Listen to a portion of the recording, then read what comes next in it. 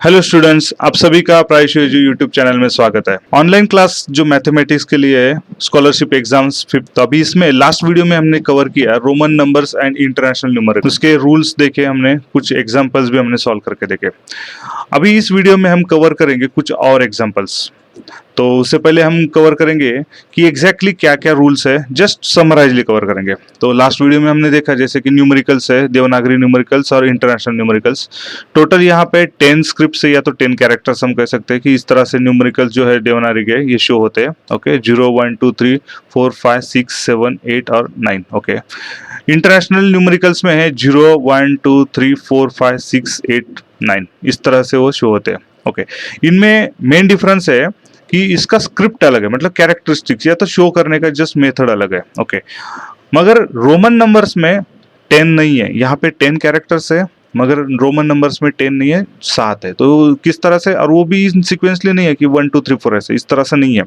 यहाँ पे 0 to 9 के जो भी डिजिट्स है, ये 10 जो कैरेक्टर्स है, इन्हीं को मिलके हम बहुत सारे, मतलब इनफाइनाइट, मतलब अगणित ऐसे नंबर्स बनाते हैं, 1 लाख करोड़ जो भी कुछ नंबर्स है।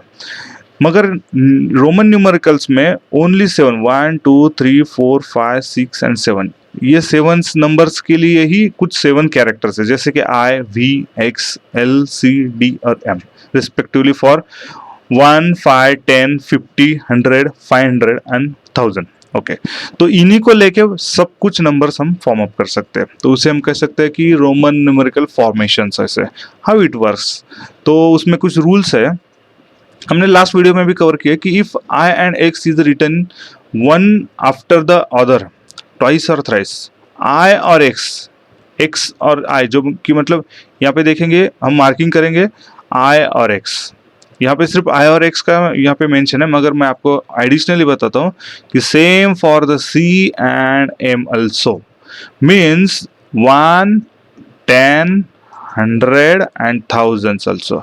मतलब 1 10 10 100 एंड 1000, मतलब ये क्या है, in terms of the power of the 10। Okay, multiple of the tens, जैसे कि मैंने लास्ट में भी ऐसे मार्किंग किया था आपको याद रखने के लिए कि 1 10 100 और थाउजेंड्स। ओके, ये नंबर्स आपको बहुत सारे याद करना है, इन्हीं की प्रॉपर्टी जो है सिमिलरिटी है। ओके, बाकी के जो है 5 50 और 500, देखिए इनमें सब में 5 है, या 50 में भी 5 है, 500 में भी 5 है, ये कुछ अलग है, ये टेंस के पावर्स में नहीं है। ओके, तो ये जो V L और C है, ये रिपीटेशन नहीं होते कभी भी।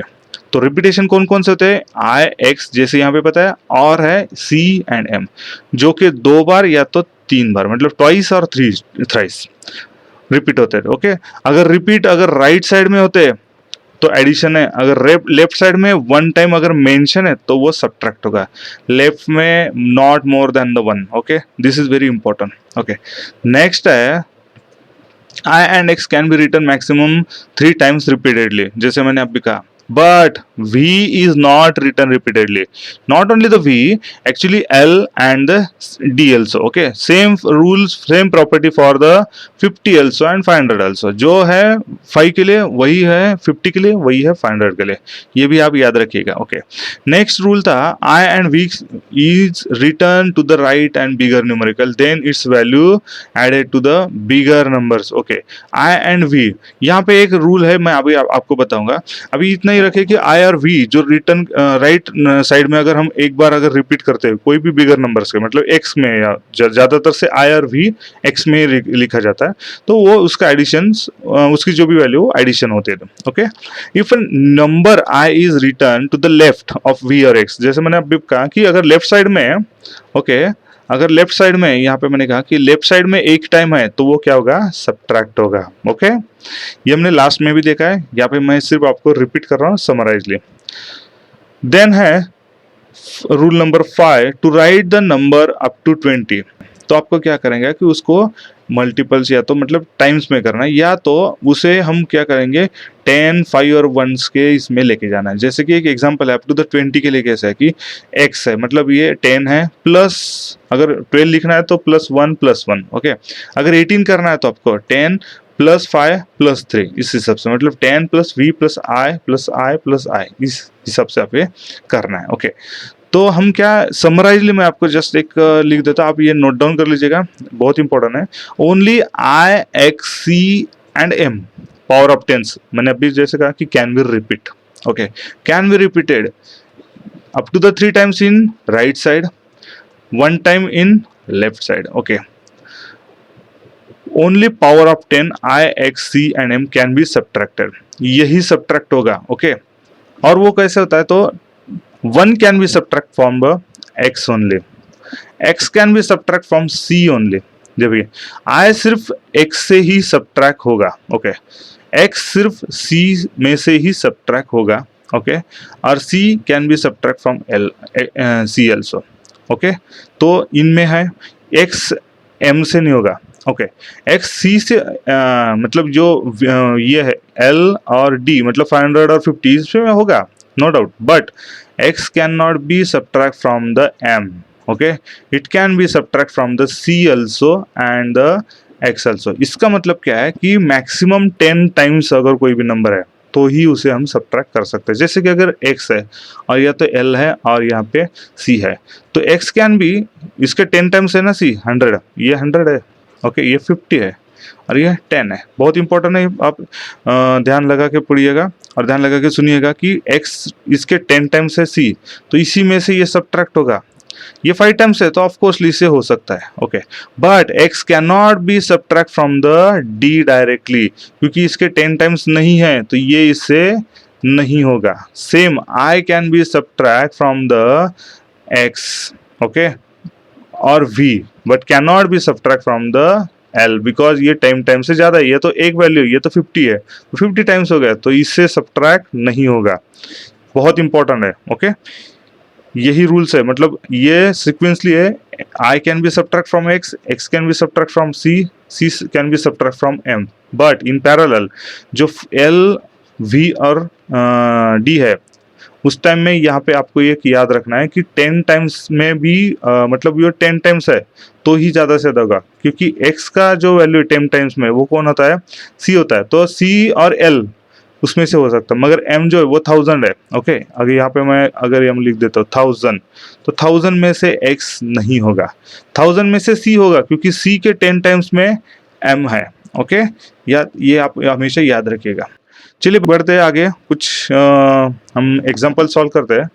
तो क्वेश्चन नंबर 1 है, an international number numerals the number, यहाँ पे देखिए देवनागरी में दिया हुआ है 34520 इज रिटन एज, तो हमें पूछा है इंटरनेशनल न्यूमेरिकल्स में।